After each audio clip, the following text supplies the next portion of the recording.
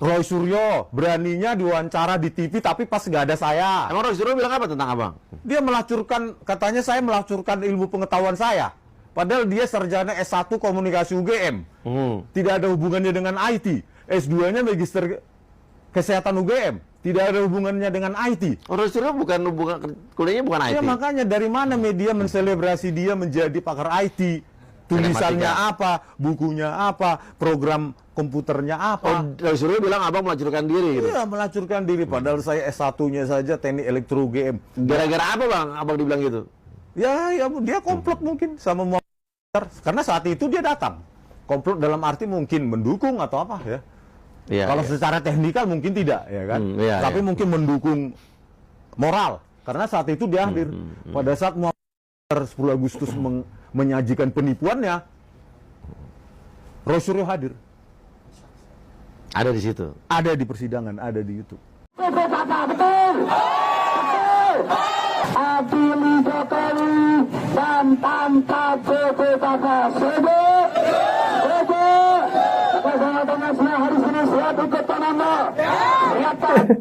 Heran ya sama orang-orang ini, pas pemilu kemarin itu yang dipilih adalah Pak Anies, tetapi yang jadi presiden itu adalah Pak Prabowo. Namun yang di demo hari ini itu adalah Pak Jokowi. Jokowi di Solo, malah yang demo itu di Jakarta. Setelah cukup lama tidak terdengar, tiba-tiba FPI ini membuat keramaian lagi. Kali ini adalah melakukan demonstrasi dengan tema Reuni Aksi 411. Disebut reuni ya karena dulu itu mereka pernah melakukan demonstrasi serupa ketika masa Pilkada Jakarta 2017. Saat itu mereka menuntut proses hukum Ahok dengan tuduhan penistaan agama, pemirsa. Ya selainnya alumni sekolah lah. Kelompok yang dimotori FPI itu juga melakukan reuni. Bahkan saudara mereka Aksi 212 juga disebut sebagai alumni. Mereka mirip lah lulusan sekolah atau perguruan tinggi. Aksi reuni 411 itu berlangsung di Jakarta Pusat ya pemirsa. Mereka berkumpul di sisi timur Masjid Istiqlal. Masa aksi menuntut penangkapan pemilik akun Fufu Fafa itu sebelumnya memang pernah dibicarakan netizen bahwa akun Fufu Fafa itu dituding adalah akun bayangannya Mas Gibran. Ya, tetapi walaupun tidak ada bukti ya, satupun yang bisa membuktikan kebenarannya. Dan selain itu pemirsa, mereka juga menuntut agar mantan Presiden Joko Widodo itu dihukum atas perbuatannya ketika masa Pak Jokowi itu menjabat. Tidak jelas memang kesalahan seperti apa yang telah dilakukan oleh Pak Jokowi sehingga harus dituntut oleh mereka dimasukkan ke penjara katanya. Ya karena dimotori oleh FPI, mestinya pentolan FPI Pak Rizik Syihab pun ikut dalam aksi demonstrasi tersebut. Ya tapi anehnya kali ini Pak Rizik itu tidak hadir pemirsa. Orang yang dulu dikenal sangat gentol mengomandoi Laskar FPI ini dan selalu berteriak-teriak di atas mobil komando itu ternyata absen. Ya pun juga heran. Ya ternyata Pak Rizik itu katanya sedang berada di Mekah, entah itu tidak sengaja ataupun sudah direncanakan sebelumnya. Tapi pemirsa, ketidakhadiran Rizik itu juga mengindikasikan bahwa dia tidak ingin menjadi sasaran dari demo tersebut. Dan itu bagi saya alasan Pak Rizik itu tidak ikut.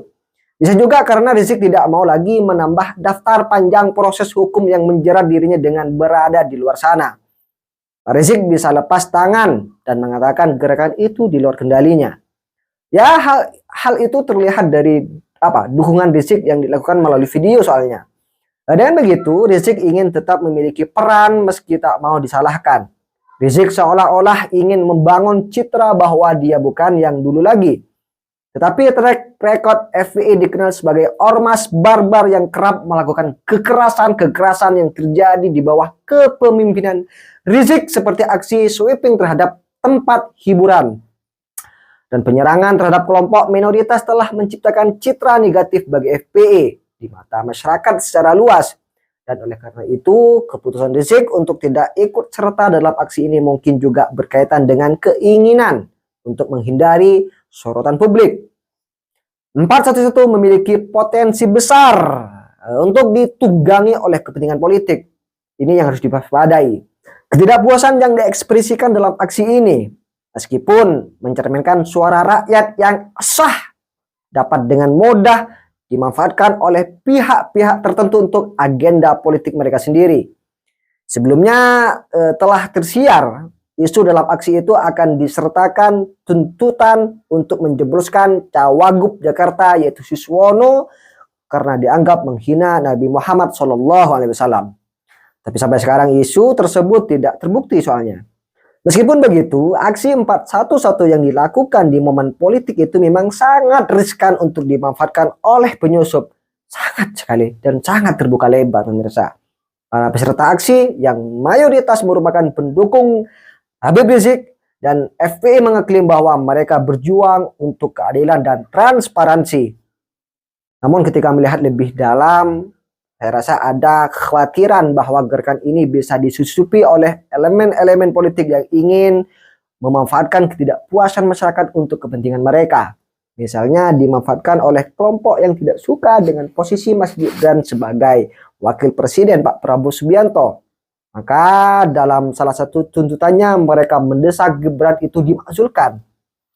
Tidak jelas alasan dari tuntutan itu. Karena seluruh proses pemilu telah dijalankan soalnya. Walaupun ada banyak tudingan ketidakadilan, tudingan itu juga sudah melalui proses hukum soalnya. Tapi tidak ada satupun yang bisa dibuktikan kepentingan politik yang menyusup dalam aksi seperti aksi 411. Bukanlah hal yang baru. Dalam beberapa tahun terakhir kita telah melihat bagaimana berbagai gerakan massa, baik yang pro maupun yang kontra, seringkali dijadikan kendaraan untuk mencapai tujuan politik tertentu. Dalam hal ini, ketidakpuasan masyarakat terhadap pemerintah bisa menjadi amunisi bagi oposisi untuk menggalang dukungan. Mereka mungkin tidak sepenuhnya peduli pada tuntutan yang diajukan, tetapi lebih bagaimana memanfaatkan momen tersebut untuk meningkatkan popularitas mereka atau meraih dukungan politik pada Pilkada 2017 lalu. Pola yang sama juga digunakan untuk memberikan tekanan politik pada Ahok dan Jokowi. Akibatnya Ahok masuk penjara dengan tuduhan penistaan agama. Selain soal politik ya, sepertinya juga ada dendam. Ada dendam pribadi antara Rizik dan Jokowi.